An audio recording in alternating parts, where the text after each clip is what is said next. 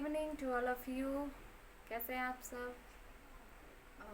I hope कि आप लोग अच्छे होंगे। दूर से यही मतलब इमेजिनेशन किया जा सकता है।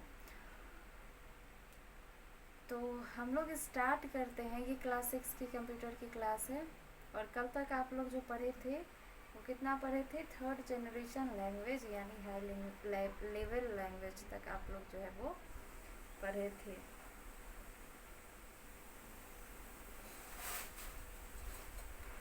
आज हम लोग शुरू करेंगे 4th जनरेशन लैंग्वेज यानी मॉडर्न लैंग्वेज। ओके, शुरू करते हैं। और आप लोग अपना अपना अटेंडेंस बना लीजिए। कल की क्लासेस में प्रॉब्लम है तो वो भी आप लोग मैसेज करके बोल दीजिए, फिर अगले दिन की क्लासेस में उसका सॉल्यूशन आप लोग को मिल जाएगा। शुरू करते हैं। Often abbreviated 4th generation language, 4GL means 4th generation language, are programming language closer to human language and typical high level language programming language, high level programming language। ये जो है अब इससे भी बेटर आ गया। हाई लेवल लैंग्वेज से भी better क्या है? 4th जनरेशन लैंग्वेज है।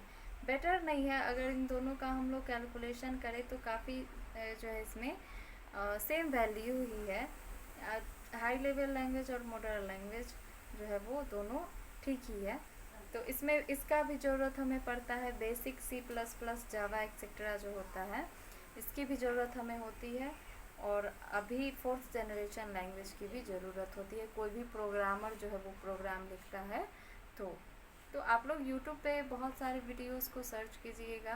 तो आप लोग को वैसे क्लास 5 में भी आप लोग पढ़े थे कि प्रोग्रामर जो है वो प्रोग्राम लिखता है। तो प्रोग्राम में वैसे आप क्या सर्च कीजिएगा? प्रोग्राम में क्या लिखता है इंसान जो मतलब प्रोग्राम के लिए बेटर हो। कोई डेटा बनता है, उस प्रकार से डेटा में बहुत सारे नंबर होते हैं, लेटर्स होते हैं, टेक्स्ट के रूप में पिक्चर होते हैं, इसी सब को मिला करके प्रोग्राम बनाया जाता है। तो प्रोग्रामर जो है प्रोग्राम बनाता है, इसके लिए जो है इन सभी लैंग्वेज की आवश्यकता होती है, यानी हाई लेवल लैंग्वेज और मॉडर्न लैंग्वेज का। तो यहाँ पे हम लोग 4th generation language are use to access database. For example a typical 4th generation language command is. तो ये जो है वो बेसिकली कमांड पे काम करता है 4th जनरेशन लैंग्वेज। इसके लिए जो है हमें कमांड देना पड़ता है इन्वर्टेड कॉमा के अंदर, कोटेशन के अंदर। ये जो है आप इसको कोटेशन पढ़ते थे ना, याद होना चाहिए वैसे आप लोग को। ये जो हम कॉमा देते थे ये हो गया आपका क्या? कोटेशन।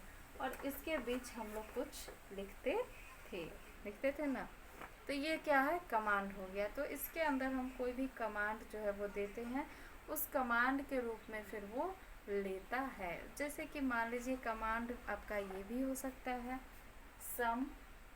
हम लोग पढ़ते थे ना equal to sum, bracket inter, ये भी एक फॉर्मूला होता था, है कि नहीं? ये भी एक फॉर्मूला होता था। तो ये सब जो है एक कमांड कहलाता है, जो कि अब सम का मतलब क्या होता है इसको हम भी समझेंगे और कंप्यूटर भी समझेगा। तो सम का मतलब होता है ऐड। इसको मैं इरेज करती हूँ। तो ये जो लैंग्वेज है, ये जो बीच का जो ये तरीका है व्यक्त करने का, किसी भी भाषा को व्यक्त करने का, यानी उसके बीच का। तो जैसे ये सम जो हो गया आपका, तो इसको हम भी जानते हैं और कंप्यूटर भी जानता है, एक मैन भी जानता है और एक कंप्यूटर भी जानता है कि ये क्या है? एक ऐड है। यानी ये सम से हम क्या करते हैं? 2 नंबर्स को जोड़ते हैं या 2 लेटर्स को भी जोड़ सकते हैं। तो ये सब जो है कमांड के रूप में काम करता है। तो बहुत सारे कमांड्स इस प्रकार के होते हैं, जैसे फाइंड है, फाइंड ऑल रिकॉर्ड फ्रॉम। एक मिनट, ये क्या है? एक मिनट।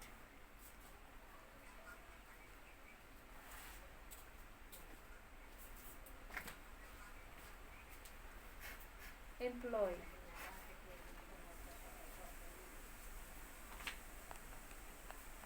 इस पे चौक का थोड़ा धूल आ गया था। Find all record from employ where name is Smith. तो किसी भी एम्प्लॉय के बारे में जो है वो पता किया जा सकता है, सर्च करके नहीं, बट जैसे कि आपके कंपनी में, मैं पहले ही बता चुकी हूँ, जो भी आप कोई कंपनी में कहीं भी आप जॉब कीजिएगा तो ये सब आपको काम देगा। तो जैसे कोई भी कंपनी में स्मिथ नाम का राजू, सोनू, मोनू, गोलू, कुछ भी जिसका नाम हो, उसके बारे में जो है एड्रेस होता है कि ये व्यक्ति जो है हमारे कंपनी में इस लेवल पे जॉब करते हैं। यानी कंपनी में बहुत सारे वर्कर्स होते हैं, कुछ ऑफिस में काम करते हैं, कुछ ऑफिस के बाहर काम करते हैं, कुछ जो है और भी करते हैं, जो भी काम होगा ऑफिस के अंदर। तो यहाँ पे ये बताया जा रहा है कि find all records from employ, यानी किसी भी कंपनी में कौन एम्प्लॉय जो है वो काम कर रहा है, उसके नाम से हम लोग सर्च कर सकते हैं। वो कब आया था, उसका डेट ऑफ बर्थ क्या है, वो कितने दिन हमारे यहाँ काम करेगा, कितने दिन का कॉन्ट्रैक्ट है, इन सब के बारे में। Fourth generation language are combination of language with the following features. तो कुछ उसके गुण हैं जिसका एक कम्बिनेशन से फोर्थ जनरेशन लैंग्वेज जो है बना है।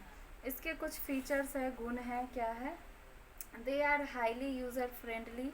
अब वो सब तो केवल यूज़र फ्रेंडली था, ये हाईली यूज़र फ्रेंडली है, तो हमारे लिए बहुत ही अच्छा है। They are accepted at very high speed, executed at very high speed, ये काफ़ी मतलब वेरी हाई स्पीड में काम करता है, बहुत ज़्यादा स्पीड में। They reduce level of programming skills, ये प्रोग्रामिंग स्किल्स को रिड्यूस करता है, घटाता है। They require minimum efforts from the user obtain any information. अब यहाँ पे दिया गया ये सब इसके गुण हो गए। किसी भी कोई भी यूज़र जो काम करता है उसके बारे में आप इंफॉर्मेशन ले सकते हैं, है ना, जो कि रिकॉर्डेड है, ऑलरेडी सिस्टम में रिकॉर्ड किया गया है। अब यहाँ पे दिया गया, do you know Fortran was the first modern programming language. Fortran जो है वो फर्स्ट मॉडर्न प्रोग्रामिंग लैंग्वेज है। अब आप लोग को एक यहाँ पे होमवर्क में देती हूँ कि फोर्ट्रन जो है, FORTRAN, फोर्ट्रन जो है वो फर्स्ट मॉडर्न प्रोग्रामिंग लैंग्वेज है। तो लेडी अडा लवलेस जो है वो फर्स्ट प्रोग्रामर है, तो उसको आप लोग याद रखेंगे, वो तो याद करने की चीज़ है। लेकिन फोर्ट्रन का फुल फॉर्म जो है वो आप लोग को मैं लिखवाई थी क्लास 5 में, आप लोग को याद होना चाहिए। तो कमेंट में जहाँ पे आप अटेंडेंस बनाते हैं वहाँ पे फोर्ट्रन का आप लोग को फुल फॉर्म लिख के भेजना है मुझे, मैं देखूँगी। ओके, क्योंकि एक यही तरीका है थोड़ा बहुत इंटरेक्ट करने का हमें और आपसे। तो मैं यहाँ पे लिखती हूँ फोर्ट्रन, आप लोग को क्या करना है, SW के रूप में इसे बनाना है।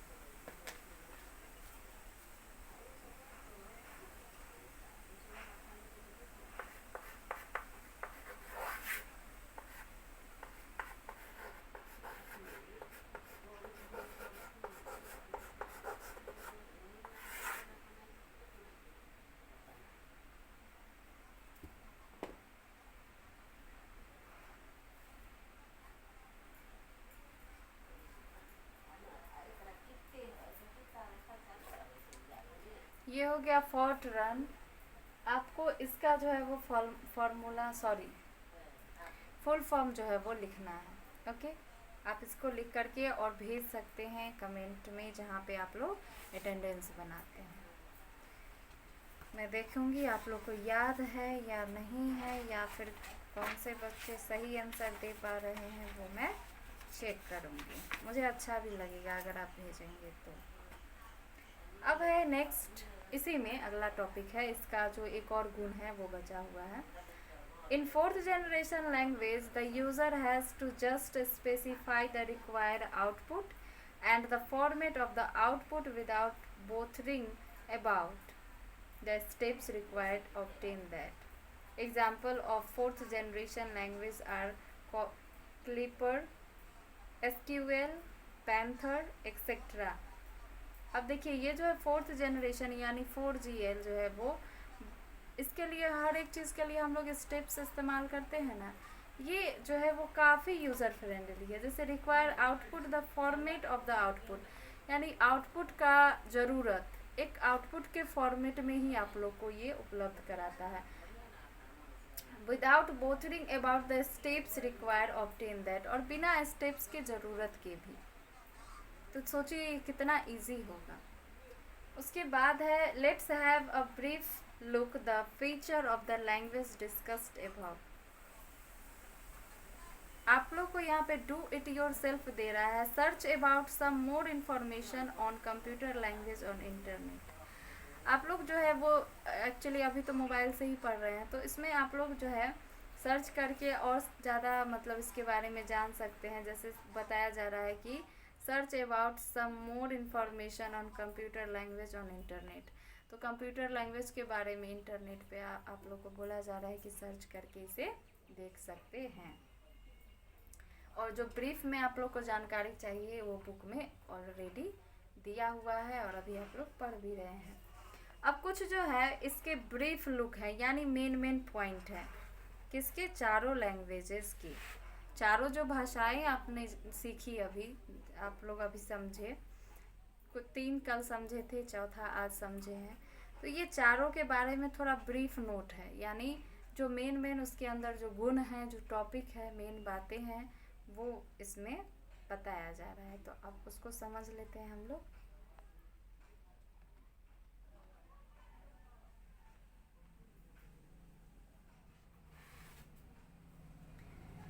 तो फर्स्ट क्या था आप लोग का, machine language, binary code to depict operate and data. Machine dependent है, ये बाइनरी कोड पे काम करता है, ये आप लोग सब जानते हैं। मशीन डिपेंडेंट है, ये भी ठीक है। Only language which is directly understood by computer, ये केवल ऐसा लैंग्वेज है जो कि डायरेक्टली कंप्यूटर इसे समझता है, क्योंकि मशीन है तो मशीन अपनी भाषाएं जो है डायरेक्टली समझ ही सकता है। दूसरा आता है आपका असेंबली लैंग्वेज, मैनमोनिक कोड पर ये काम करता है। मैनमोनिक कोड यानी सिंबल के रूप में होता है, ये सिंबल इसमें डाला जाता है, उसके अकॉर्डिंग ये समझता है कि क्या करना है और नहीं करना है। Use instead of binary numbers. उसके बाद आ गया मशीन डिपेंडेंट, ये भी है क्योंकि ये कन्वर्ट कर देता है। असेंबली लैंग्वेज को क्या करता है, असेंबलर कन्वर्ट करके मशीन लैंग्वेज में कन्वर्ट कर देता है, ताकि कंप्यूटर के लिए आसान हो जाता है समझना। उसके बाद has to be convert into machine language by translator program assembler, जो कि अभी आपको बताएं। उसके बाद है third number high level language, English word and mathematical operator are use.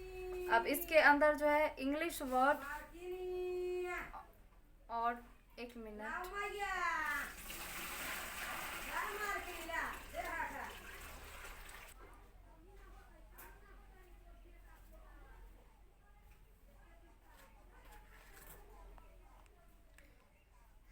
क्या पढ़ रहे थे, मशीन लैंग्वेज ना, नहीं हाई लेवल लैंग्वेज। तो ये जो है वैसे आप मशीन लैंग्वेज में देखें ना कि बाइनरी कोड के ऊपर काम करता है, और असेंबली लैंग्वेज जो है वो सिंबल के रूप में काम करता है, यानी सिंबल के रूप में भाषाओं को समझता है, चिन्ह के रूप में। और इसमें हाई लेवल लैंग्वेज में क्या है, ये मैथमेटिकल और इंग्लिश वर्ड पे काम करता है। जैसे मैथमेटिकल में नंबर्स आ गए और वर्ड्स जो हो गए, शब्द हो गए, उसके रूप में काम करता है। समझ गए। तो ये भी मशीन इंडिपेंडेंट है, has to be convert into machine language translator program. ये भी प्रोग्राम को क्या करता है, मशीन लैंग्वेज में ट्रांसलेट कर देता है, ताकि मशीन को समझना आसान हो जाता है। फिर आया मॉडर्न लैंग्वेज, ये मशीन इंडिपेंडेंट है और मिनिमल है, user skills require to be obtain result, और एप्लीकेशन डेवलपमेंट टूल है ये। समझ गए।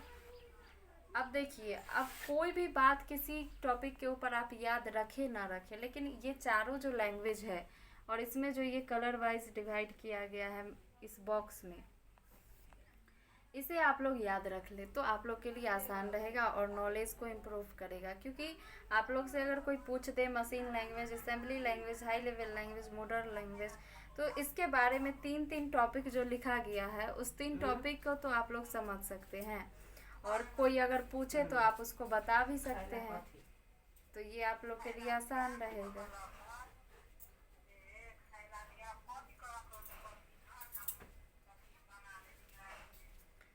उसके बाद है सम ट्रांसलेटर प्रोग्राम्स। कुछ जो है वो ट्रांसलेटर प्रोग्राम है, यानी भाषाओं को ट्रांसलेट करने वाला और उसको फिर मशीन में बदलने वाला या कुछ ऐसे लैंग्वेज में, ताकि जिससे मशीन समझ सके। As we know that computer can understand only machine language. हम लोग जैसा कि जानते हैं कि कंप्यूटर जो है वो केवल मशीन लैंग्वेज को समझता है।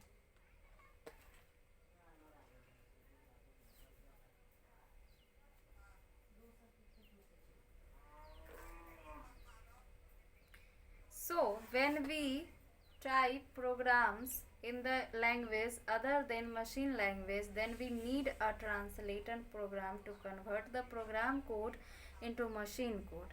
तो इसके लिए जो है अगर हम लोग लैंग्वेज लिखते हैं, पहली बात तो ये हो गई कि ये मशीन लैंग्वेज समझता है, तो इसीलिए जब हम लोग कोई भी प्रोग्राम जो है वो लैंग्वेज में टाइप करते हैं किसी लैंग्वेज में, तो हमें किस चीज़ की आवश्यकता होती है? एक ट्रांसलेटर की आवश्यकता होती है, ताकि वो ट्रांसलेट कर दे मशीन लैंग्वेज में और कंप्यूटर जो है उसको समझ सके। तो वो मशीन कोड जो है, प्रोग्राम कोड जो है वो मशीन कोड में कन्वर्ट कर दे। सम ऑफ दिस ट्रांसलेटर प्रोग्रामर, तो उसके कुछ नेम है ट्रांसलेटर के जो कि कन्वर्ट करने में, ट्रांसलेट करने में मदद करता है। An assembler is a computer program. Assembler क्या है? एक कंप्यूटर प्रोग्राम है विच कन्वर्ट असेंबली लैंग्वेज, जो कि बदलता है किस लैंग्वेज में?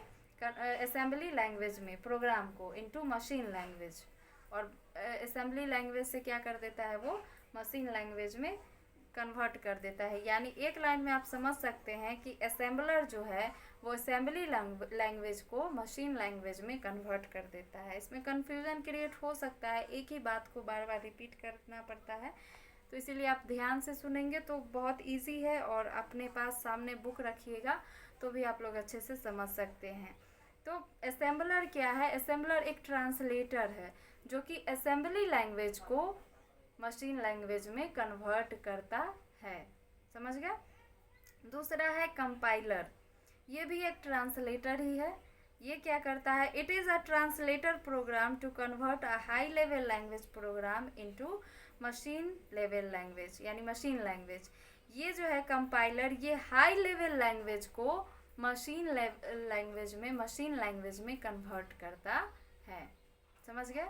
तो जैसे आप अब ये भी दिमाग में आएगा क्वेश्चन कि ये सब आखिर मतलब बदलता क्यों है, और लैंग्वेजेस जो है बदले क्यों जाते हैं, डायरेक्टली क्यों नहीं यूज़ होगा? तो देखिए, हाई लेवल लैंग्वेज हम लोग समझेंगे, तो कंप्यूटर को हाई लेवल लैंग्वेज समझाने के लिए कोई ट्रांसलेटर तो चाहिए ना, तो उसके लिए क्या है? कंपाइलर है। और ऊपर में जैसे कि अब हम लोग समझेंगे असेंबली लैंग्वेज, तो असेंबली लैंग्वेज को कन्वर्ट करके असेंबलर मशीन लैंग्वेज में बदल देगा, तब तो उसको मशीन समझेगा, तब तो हम लोग काम कर पाएंगे। तो इसीलिए ऐसा होता है।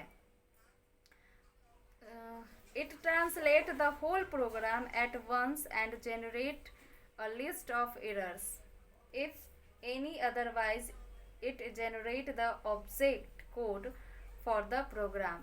तो ये देखिए, ये जो है कंपाइलर जो है वो क्या करता है? It translate the whole program, ये पूरे प्रोग्राम को एक ही बार में ट्रांसलेट कर देता है। कोई कोई जो होता है, जैसे असेंबलर हो गया, तो ये सब असेंबली जो लैंग्वेज हुआ लाइन बाय लाइन रीड करेगा। फर्स्ट वाला जो बाइनरी हुआ तो एक एक लाइन को रीड करेगा और मशीन ही करेगा, और फिर उसको एक एक लाइन बाय लाइन कन्वर्ट करेगा। लेकिन कंपाइलर जो है वो एक ही बार में सारे लैंग्वेज को क्या करता है? कन्वर्ट कर देता है, यानी ट्रांसलेट कर देता है at once and generate a list of errors.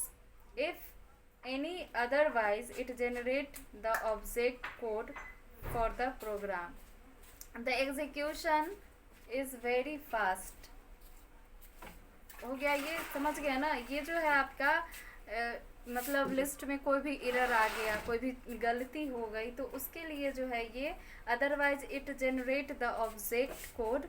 तो अगर उसके बाद जो प्रॉब्लम्स आए तो ये क्या करता है? कोड को मतलब ऑब्जेक्ट कोड को प्रोग्राम कोड में, यानी ऑब्जेक्ट कोड को इजी बना के प्रोग्रामर के लिए आसान बना देता है। कहने का मतलब यहाँ पे ये है।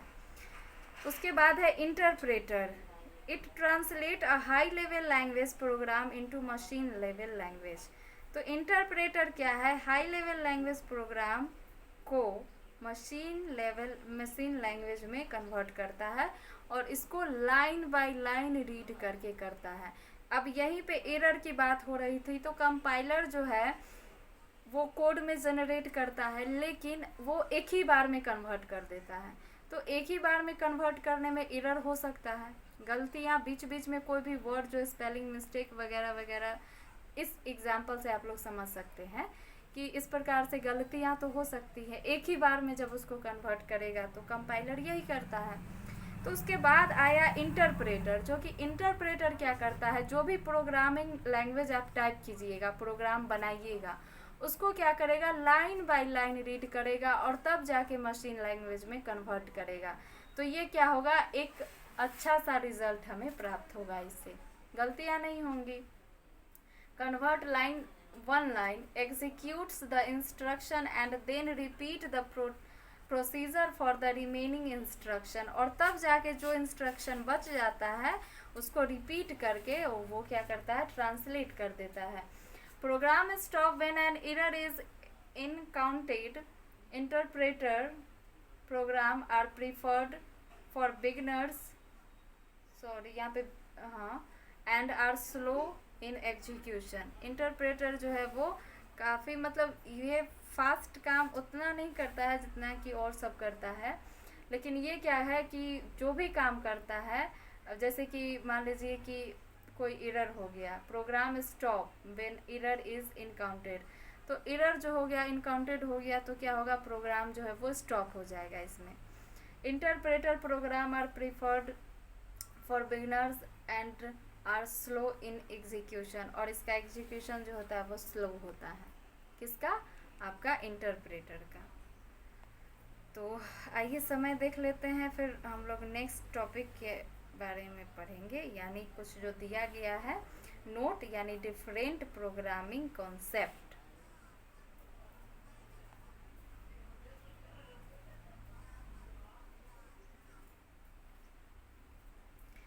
तो देखिए ये चैप्टर ही ऐसा बेस्ट है, तो मतलब ये हम लोग पेज नंबर 19 जो है नोट से लेकर के आप लोग का होमवर्क रहा, पेज नंबर 19 और 18 आप लोग अच्छे से रीड कर लीजिएगा। सॉरी 19 और 20 जो है अच्छे से रीड कर लीजिएगा, ये होमवर्क रहा। और कहने का मतलब ये है कि जैसे कि ये लैंग्वेज बेस्ड है, कंप्यूटर आप लोग पढ़ रहे हैं, तो थोड़ा कंप्यूटर वाला दिमाग लगाइएगा तो आप लोग अच्छे से समझ पाइएगा, क्योंकि ये बाकी सब्जेक्ट से डिफरेंट है। बाकी सब्जेक्ट में हम आसपास की चीज़ों को लेकर ही पढ़ते हैं, तो उससे हम लोग हमेशा, अब जैसे साइंस की आती है बात, तो साइंस हमारे बॉडी के ऊपर होता है, नेचर के ऊपर होता है, तो इन सब चीज़ के बारे में आसपास हम देखते हैं, अपने आप को देखते हैं, तो समझना काफ़ी इजी होता है। लेकिन वही अगर आप कंप्यूटर के बारे में, कंप्यूटर के अंदर के बारे में समझना चाहते हैं, तो ये बाकी सब्जेक्ट से थोड़ा जो है वो डिफरेंट होता है। तो डिफरेंट सब्जेक्ट को समझने के लिए डिफरेंट दिमाग भी आप लोग को लगाना पड़ेगा, इसीलिए आप लोग को क्या करना पड़ेगा, कंप्यूटर लैंग्वेज प्रोग्रामिंग टेक्निक्स जो आप लोग पढ़े हैं, इसको थोड़ा मशीन में ही दिमाग रखिए, कंप्यूटर वाला दिमाग लगाइए, तो आप लोग ज़्यादा हद तक समझ पाएंगे। ओके, और जैसे जैसे आप लोग आगे बढ़िएगा, अभी तो 6 में है, 7, 8 पढ़िएगा, फिर अदर कोर्सेज कीजिएगा, तो काफ़ी सारे टॉपिक्स धीरे धीरे पढ़ते पढ़ते आप लोग का कम्प्लीटली अच्छा बनता चला जाएगा। तो आज के लिए इतना ही रखते हैं। आप लोग का होमवर्क रहा पेज नंबर 19 और 20 अच्छे से रीड कर लें। Okay, thank you.